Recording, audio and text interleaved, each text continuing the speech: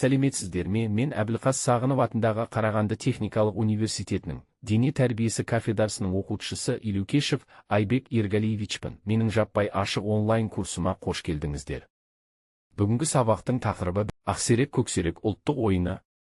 Қазақ халқының ұлттық ойындары халқымыздың рухани дүниесінің, салт-дәстүрінің, мәдениетінің ажырамас бөлігі. Олар тек қана көңіл көтеру құралы емес, сонымен бірге ұрпақ тәрбиесінің, қоғамдағы қарым-қатынасының, дүниетанымының көрінісі болып табылады. Сол ұлттық ойындардың ішінде ерекше орын алатындарының бірі ақсерек-көксерек. Бұл ойын қазақ балаларының арасында кең таралған, қимыл қозғалысқа, батылдыққа және ұйымшылдыққа негізделген ұлттық ойындардың бірегей түрі. Ол балалар ғана емес, жас өспірімдер мен жастар арасында да ойналып келген, себебі ойын жылдамдықты, ептілікті, бірлік пен күшті талап етеді. Бұл ойын қазақ халқының ертеден қалыптасқан көшпелі мәдениетімен тығыз байланысты. Ақсерек-көксерек еркіндік пен күштілікті, батылдық пен айлакерлікті қажет ететін ойын болғандықтан, қазақ қоғамында балалардың мінезін қалыптастырудың маңызды бір бөлігі саналған.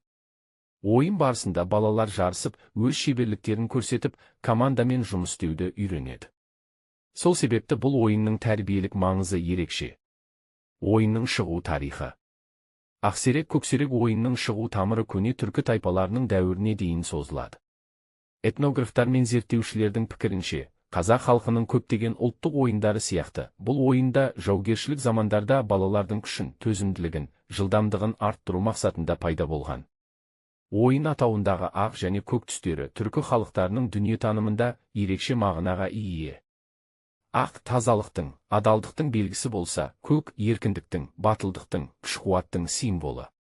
Халық ауыз әдебиетінде ақсерек пен көксерек сөздері екі жақты білдіретін ұғым ретінде кең қолданылған. Бұл ойынның құрылымында да екі топтың бір-біріне қарсы әрекет жасауы осы түсінікті көрсетеді.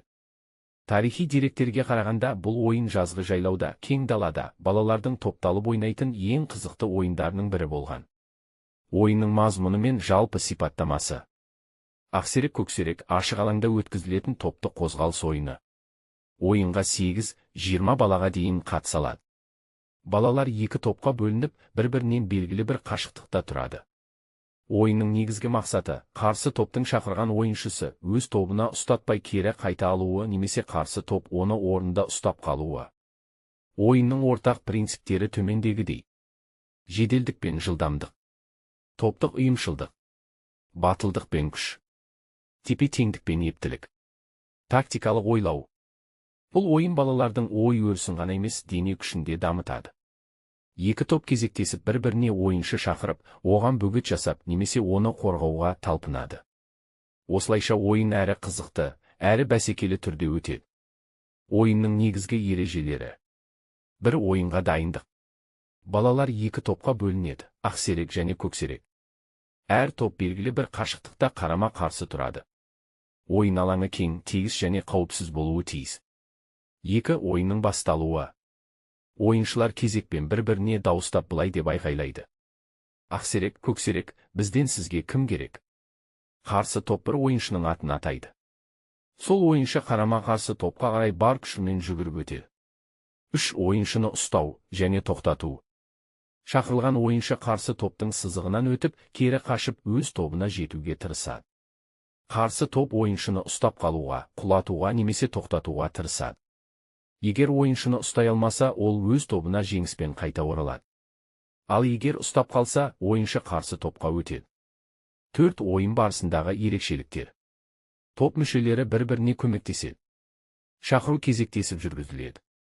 Қай топта ойыншы азайып қалса, топ әлсірейді. 5 ойынның аяқталуы.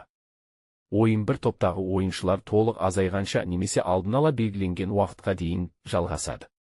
Қай топта ойыншы көп қалса, сол топ жеңеді. Ойынның тәрбиелік мәні. Ақсерек-көксерек балалардың физикалық, психологиялық, ой өрістік және әлеуметтік дамуына өте пайдалы ойын. Бір физикалық қабілеттерді дамыту. Жылдамдық пен ептілікті арттырады. Бұлшықеттерді шынықтырады. Төзімділікті күшейтеді. Қимыл қозғалыс үйлесімділігін дамытады. 2. Ақыл ойды жетілдіру. Тактикалық ойлауға үйретеді. Жедел шешім қабылдау қабілетін дамытады. Жарыс жағдайын бағалап әрекет етуге баулиды. 3. Әлеуметтік мәдени тәрбие. Ұжымда жұмыс істеуді үйретеді. Топтық жауапкершілікті қалыптастырады. Достықты, сыйластықты күшейтеді. Ұлттық дәстүрлерді құрметтеуге тәрбиелейді. 4. Психологиялық қасиеттерді қалыптастыру. Батылдық береді. Жеңіске деген ерік-жігер қалыптастырады. Жеңілісті қабылдауға үйретеді. Сенімділік пен табандылықты арттырады. Қазіргі замандағы ақсерек көксерек. Бүгінгі таңда бұл ойын ұлттық мерекелер, Наурыз тойы, ауылдық жарыстар, мектептегі спорттық іс-шаралар кезінде жиі ойналады. Мектеп бағдарламаларында халықтық ойындарды жаңғырту бағытында ақсерек көксерек ерекше орын алады.